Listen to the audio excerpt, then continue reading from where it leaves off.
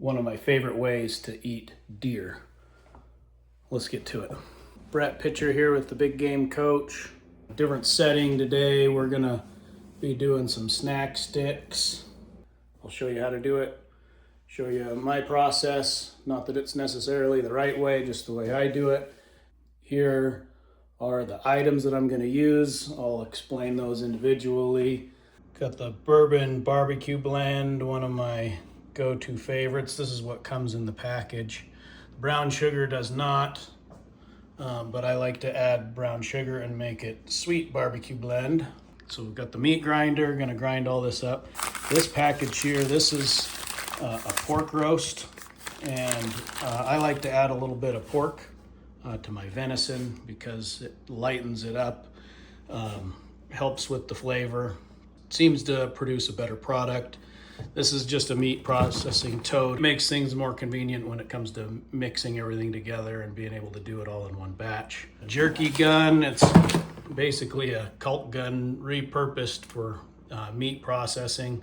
You know, I like to disinfect everything before I actually get processing. It's just a good policy, and I'm pretty picky when it comes to how I process my meat, and that's one reason I do it, is because I'm typically more picky than the kid they hire at the meat cutting shop to do it. All right, I have all of the meat placed in the bowl. This is the pork that I have now sliced up. I did weigh all this prior to, it was a little bit over 20 pounds. The snack stick says that's enough for 20 pounds. So I was a little bit over 20.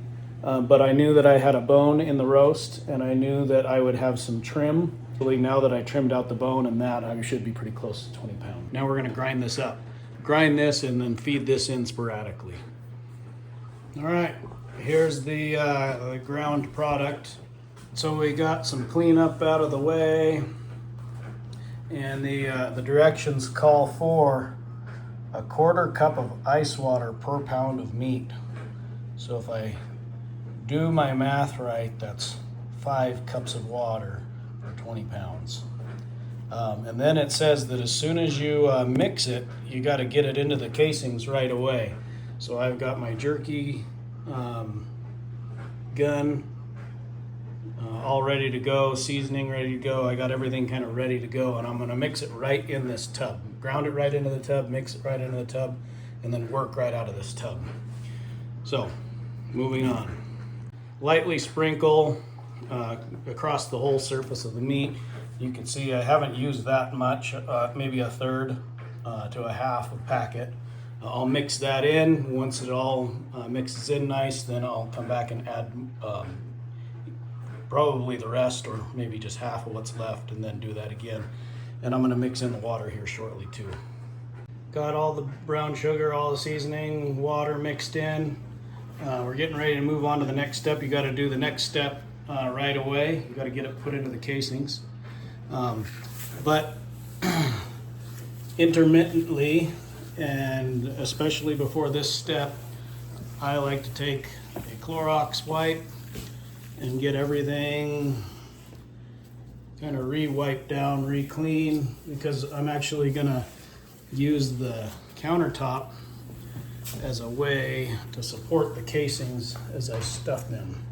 In theory, I'm 25% done, and it kind of seems like I've got more than 25% of the meat left, but I guess we'll see how it goes. So anyway, I'm gonna take this now and coil it up and put it in this bowl and get that in the fridge before I continue.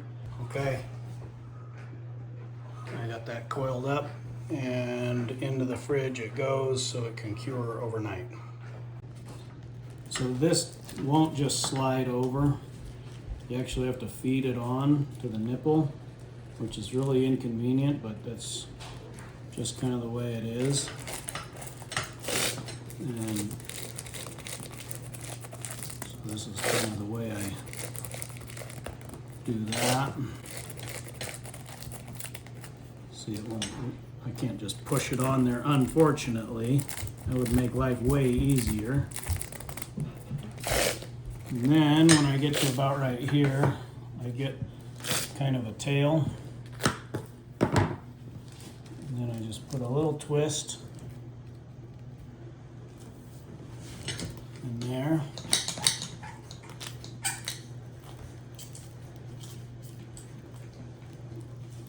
Don't want to get it pushed out too far, and then I come clear over here with it, and then I just feed it through.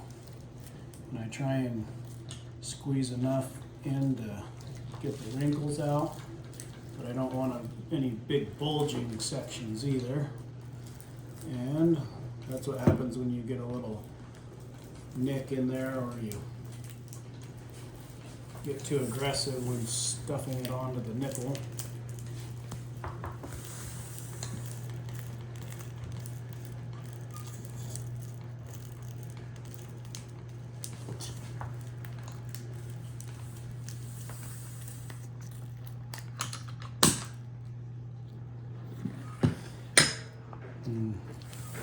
Then I put a little bit of a twist in the end here. And this will cure to where it won't, you don't have to worry about it falling out.